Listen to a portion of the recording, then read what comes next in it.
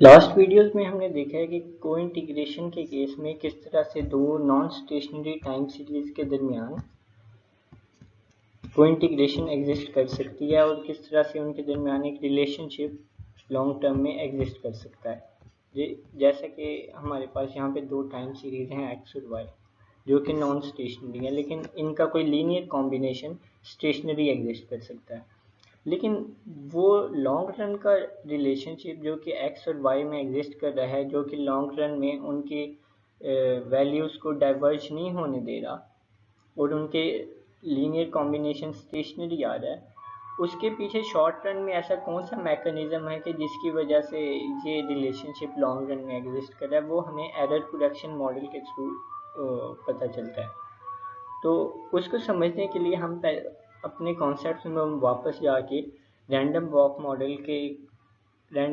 Model को दोबारा से लेते हैं। फ़र्ज़ करें कि ये जैसे कि हमारे पास एक्स और वाई नॉन स्टेशनरी हैं, हम फ़र्ज़ करते हैं कि ये प्योर रैंडम वॉक मॉडल को फॉलो कर रहे हैं। तो ये कुछ इस तरह से आ जाएंगे, इनका मॉडल कुछ इस तरह से बनेगा कि एक्स टी जो है वो कंसिस्ट करेगा अपने प्रीवियस लैग और एक एरर टर्म पे। अगर हम इस लैग को दूसरी तरफ ले जाएं तो ये कुछ इस तरह से बन जाएगा और इस लैग को हम डिफरेंस की फॉर्म में भी लिख सकते हैं। सिमिलरली सेम चीज़ अप्लाई होगी वाई के केस में। वाई कंसिस्ट करेगा अपने प्रीवियस लैग पे और एक एरर टर्म पे। यहाँ पे हम एक चीज़ सपोज कर रहे हैं कि ये एक प्योर रैंडम वॉक मॉडल है। आगे जाके हम देखेंगे कि ये किस तरह से इनकम्प्लीट पिक्चर शो करता है। अगर हम ये ऐसा सिनेरियो था कि जब ये प्योर रैंडम वॉक मॉडल थी, लेकिन अगर हम इनको इस सिनेरियो को थोड़ा सा चेंज कर दें और अपने पिछले वीडियोस में हमने जिस तरह से लॉन्ग रन रिलेशनशिप को शो किया था, प्रूव किया था मैथमेटिकली, उसको हम उस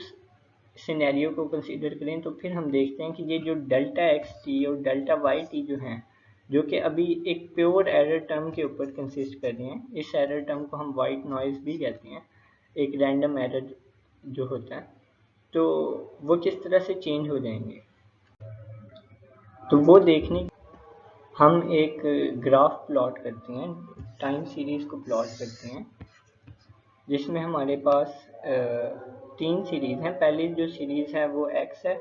एक्स को मैं एक नॉन स्टेशनरी टाइम सीरीज़ बनाने की कोशिश करता हूँ। ये फॉर एग्जांपल एक्स है, एक्स, और फिर मैं साथ ही वाई को भी प्लॉट कर लेता हूँ। फॉर एग्जांपल वाई का कुछ इस तरह से रिलेशनशिप आता है। तो ये रिलेशनशिप आ गया, ये हमारे पास वाई आ गया। अब मैं एक और चीज़ को प्लॉट कर लेता हूँ जो कि हमने प्रीवियस वीडियोस में देखा था कि इनका रिलेशनशिप जो है वो कुछ इस तरह से है कि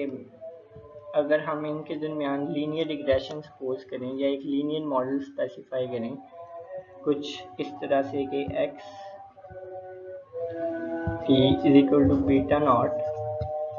plus beta one Y T plus error term. तो ये वाली जो एरर टर्म है या ये वाले जो रेजिडुअल्स हैं, ये इनके एक लीनियर कॉम्बिनेशन को डिपिक्ट कर रहे हैं। यहाँ पे मैंने एक थोड़ी सी गलती कर ली है कि यहाँ पे एक्स टी आएगा और यहाँ पे वाई टी। वैसे तो ये एक ही बात है, लेकिन हम अमूमन जो है वो वाई को रिग्रेस करते हैं एक्स पे। तो यहाँ पे जो वाई टी है, ये वाई टी हमारा जो वेरिएबल है उसको हम रिग्रेस करा रहे हैं एक्स पे कि y is a function of x। तो ये वाली जो टर्म है, ये वाला हिस्सा हमें बता रहा है कि y की इक्विलिब्रियम वैल्यू क्या है, y की लॉन्ग रन वैल्यू क्या है, y किसके अराउंड जो है वो शॉर्ट रन में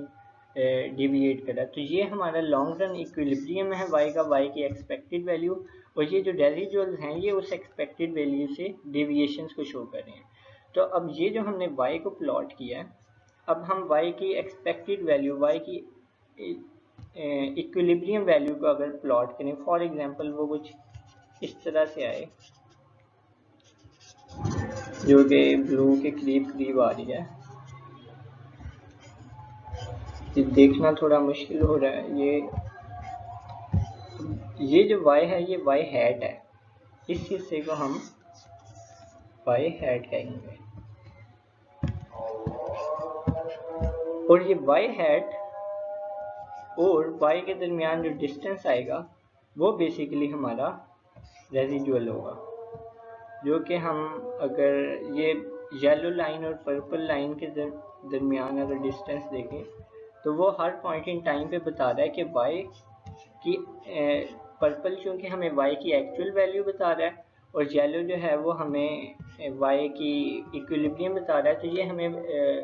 जो डेड लाइन है जो कि हमारी रेजिडुअल है वो हमें बता रहे हैं कि शॉर्ट रन में किसी भी पॉइंट इन टाइम में y अपनी इक्विलिब्रियम वैल्यू से कितना डेविएट कर रहा है। तो अब हम इस डेविएशन के कॉन्सेप्ट को समझने के बाद इस पोजीशन में है कि हम शॉर्ट टर्म को लिंक कर सकें लॉन्ग टर्म के साथ। तो ये जो हमारे पास एप्सिलॉन शॉर्ट टर्म की वैल्यू थी वो लॉन्ग टर्म के अंदर किस तरह से उस इक्विलिब्रियम को फॉर्म करती है, उस रिलेशनशिप को फॉर्म करती है, उसको हम देखते हैं। तो हमने जो पहली स्लाइड थी उसमें हमने देखा था कि एक प्योर रैंडम वॉक मॉडल जिसमें x और y के दरमियान कोई रिलेशनशिप नहीं, उनकी ओरिजिनल इक्वेशन क्या है,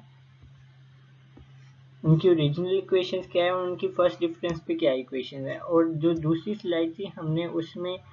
भी x और y नॉन स्टेशनरी सीरीज ही ली थी। इस दफ़ा भी उनका ऑर्डर ऑफ इंटीग्रेशन 1 था, लेकिन इस दफ़ा हमने कहा था कि उनके दरमियान कोई एक्चुअल रिलेशनशिप है जिसकी वजह से कोई इंटीग्रेशन एग्जिस्ट कर रही है। तो उस केस में हमारी जो उनकी ओरिजिनल इक्वेशन है x और y की वो कुछ इस तरह से बनी थी और ये उनका एक लीनियर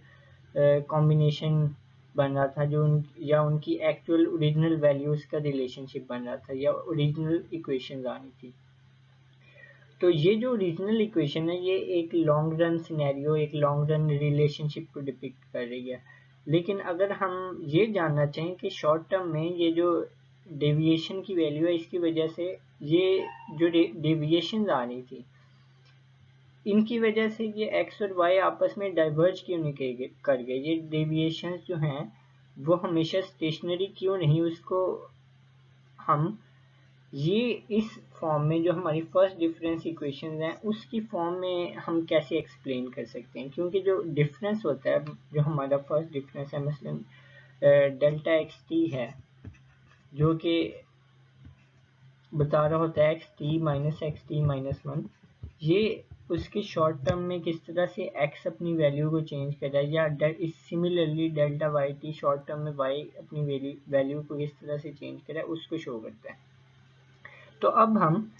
इस सिनेरियो में कोइंटीग्रेशन के सिनेरियो में अगर हम इसका फर्स्ट डिफरेंस लें इन दोनों x और y का तो उनका आपस में क्या रिलेशनशिप है वो देखते हैं। तो इसको एक्सप्लेन करने से पहले मैं इसको डायरेक्ट फॉर्म में जो उसकी ओरिजिनल फॉर्म है उसके इंटीग्रेशन रिलेशनशिप की उसको मैं लिखता हूँ। फॉर एग्जांपल जो कि हमारी ओरिजिनल कोइंटीग्रेशन की लॉन्ग रन की एरर करेक्शन मैकेनिज्म की इक्वेशन है वो कुछ इस तरह से है कि डेल्टा वाई टी एक फंक्शन होता है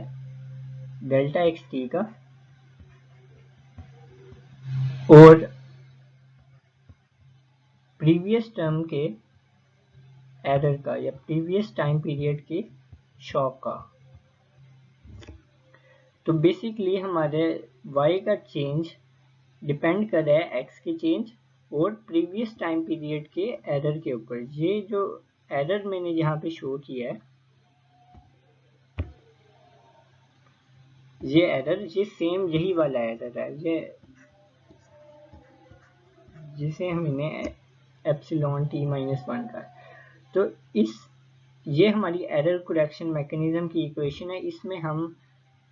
ऐड कर लेंगे इनकी कोफिशिएंट्स को। फॉर एग्जांपल ये हमारा इंटरसेप्ट है और ये हमारा डेल्टा एक्स टी का कोफिशिएंट आ गया और ये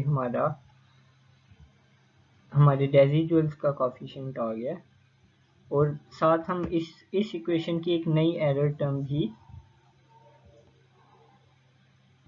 यहाँ पे लिख लेंगे। तो ये हमारे एरर करेक्शन की इक्वेशन है, जो कि हम y और x के जो फर्स्ट डिफरेंस है, जो कि इनकी स्टेशनरी सीरीज है, क्योंकि ये ओरिजिनली तो y और x नॉन स्टेशनरी थी, तो उनकी जो स्टेशनरी सीरीज आ रही है फर्स्ट डिफरेंस की, उनके रिलेशनशिप को शो कर रही है। और ना सिर्फ ये उनके फर्स्ट डिफरेंस के रिलेशनशिप को शो कर रही है, बल्कि उनके फर्स्ट डिफरेंस और वो किस तरह से उनकी ओरिजिनल इक्वेशन, उनकी ओरिजिनल वैल्यू से रिलेट कर रहा है, उसको भी शो कर रहा है। क्योंकि ये डेल्टा वाई टी की ओरिजिनल इक्वेशन है, और ये जो है ये वाई की ये डेल्टा वाई टी का फर्स्ट डिफरेंस है, और ये जो है हमारे वाई के कह लें कि एक्स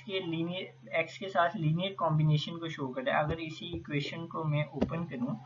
तो ये कुछ इस तरह से बन जाएगी, delta Y T equal to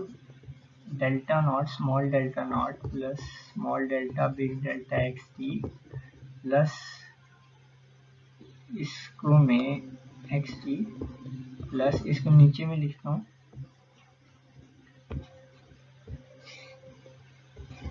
और हमारे पास जो रेजिडुअल से उसकी इक्वेशन कुछ इस तरह से आएगी, beta naught minus beta one x, sorry सबसे पहले आएगा हमारे पास y t minus one minus beta naught minus beta one x t minus one, और इसमें ऐड हो जाएगा ये थीटा टी। तो बेसिकली इसमें हम देख सकते हैं ये जो हमारे पास एरर करेक्शन की इक्वेशन है, ये एक डायनामिक इक्वेशन है, ये एक डायनामिक मॉडल है, जो कि हमारे पास एक्स और वाई के शॉर्ट रन को कनेक्ट कर रही है लॉन्ग रन के साथ। यानी ये हमारा शॉर्ट रन का रिलेशनशिप है, शॉर्ट टर्म के डिफरेंस है, शॉर्ट टर्म के शॉक्स हैं। ये जो हमारे error E T minus one है, वो बता रहा है कि किसी भी टाइम पीरियड में वाई अपनी इक्विलिब्रियम वैल्यू से कितना डेविएट कर रहा है, और यानी कितना शॉक आया है। तो किसी भी पॉइंट इन टाइम टी में जो वाई का चेंज आएगा वो डिपेंड करेगा कि पिछले पॉइंट इन टाइम में वो अपनी वैल्यू से कितना डेविएट कर गया था, और उसको वो करेक्ट करने की कोशिश करेगा। अब यहाँ पे एक इम्पॉर्टेंट पॉइंट ये है कि अगर हमारे पास शॉक पॉजिटिव आया, हमारे पास जो डेविएशन है यानी एक्स की वाई के साथ वो पॉजिटिव है। फॉर एग्जांपल सपोज करें कि ये पॉइंट है, यहाँ पे y जो पर्पल लाइन है वो शो कर रही है y की ओरिजिनल वैल्यू को, और येलो लाइन उसके इक्विलिब्रियम को शो कर रही है। तो y यहाँ पे अपनी इक्विलिब्रियम से ऊपर है, तो यानी एक पॉजिटिव शॉक एग्जिस्ट कर रहा है। तो अगले टाइम पीरियड में जो चेंज आएगा वो y का उतना इंक्रीज नहीं होगा जितना कि